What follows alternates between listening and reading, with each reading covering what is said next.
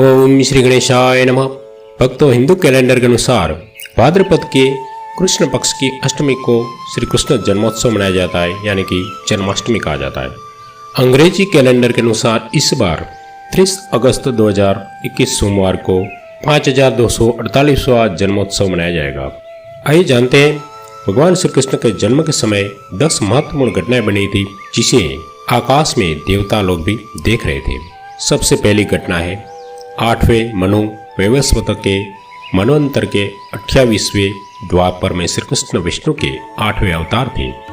जब उनका जन्म हुआ था तब भाद्रपद की कृष्ण पक्ष की रात्रि के 7 मुहूर्त निकल गए और 8वां उपस्थित हुआ। तभी आधी रात के समय सबसे शुभ मुहूर्त में उन्होंने जन्म लिया। उस लग्न पर केवल शुभ ग्रहों की दृष्टि थी।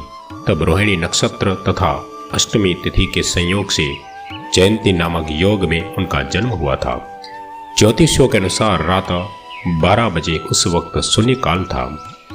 दूसरी घटना है स्वयं भगवान विष्णु ने कारागार में प्रकट होकर देवकी और वसुदेव को दर्शन देकर उन्हें उनके पूर्व जन्म की तपस्या के बारे में बताया था और उसी के पुण्य फल हेतु पूर्व जन्म में उनके यहाँ 3 बार अवतार लेने का वचन भी दिया था।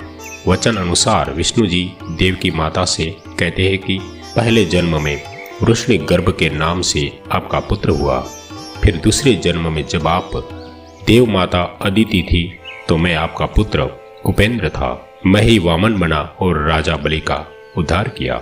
अब इस तीसरे जन्म में मैं आपके पुत्र के रूप में प्रकट होकर अपना वचन पूरा कर रहा हूँ। तीसरी घटना श्री कृष्ण जन्म के समय भयंकर बारिश हो रही थी और यमुना नदी में तूफान था। कहते हैं कि ऐसी बारिश इससे पहले कभी नहीं हुई थी। चौथी घटना श्री कृष्ण जन्म समय श्री हरि विष्णु की आज्ञा से माता योगमाया प्रकट होकर देवकी और वसुदेव जी के उनके द्वारा श्री विष्णु के दर्शन और पुनर्जन्म की यादों को मिटा देती है। योगमाया के प्रभाव से उस वक्त शेषनाग बलराम के रूप में रोहिणी के गर्भ में चले जाते हैं।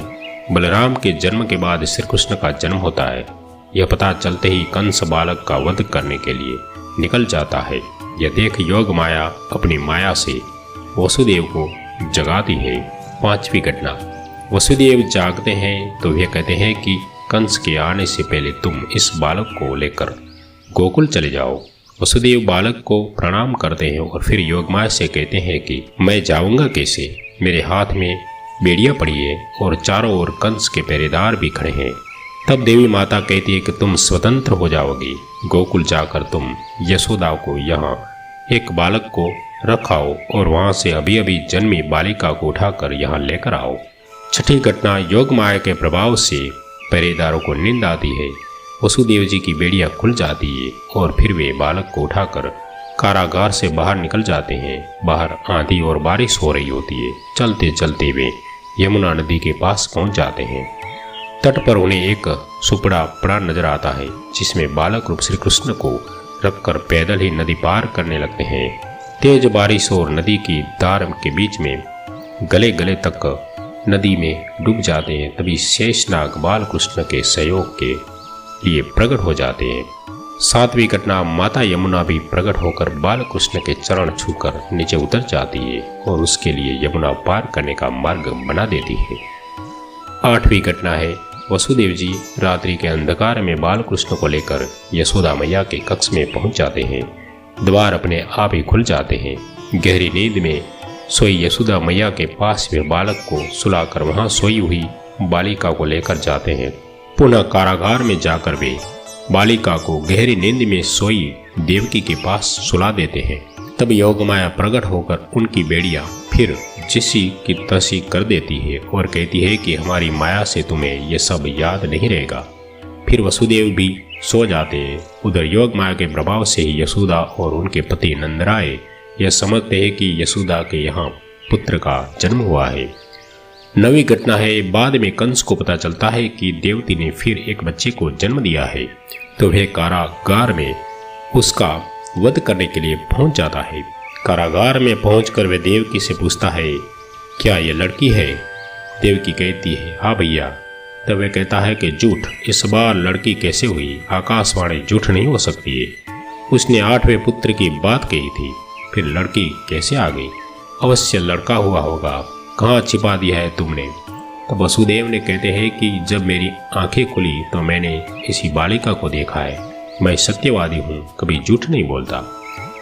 और 10वीं घटना बनती है, तब यह सुनकर कंस कहता है, हाँ तो यह भी विष्णु की चाल है, जिससे मेरी मति भ्रमित हो जाए।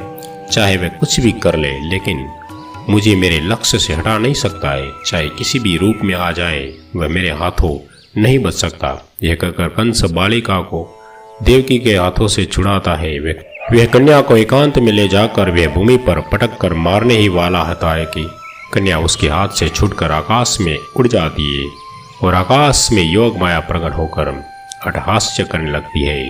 यह देखकर कंस भयभीत हो जाता है। फिर योग माया कहती है, हे मूर्ख, मुझे मारने से तुझे कुछ नहीं होगा। तुझे मारने वाला कोई और है और वो इस धरती पर जन्म ले चुका है, वही तेरा संहार करेगा। हे मंदबुद्धि दुष्ट, तू व्यर्थ बिचारी देवकी को कष्ट न दे और निर्दोष दिन एवं असहायों की हत्या करना छोड़ दे। यह कहकर योग माया अदृश्य हो जाती है। तो भक्तों, इस प्रकार से भगवान श्री कृष्ण के जन्म के समय ऐसी क्रमशः 10 घटनाएं बनती है जो हमने आपको बताई है।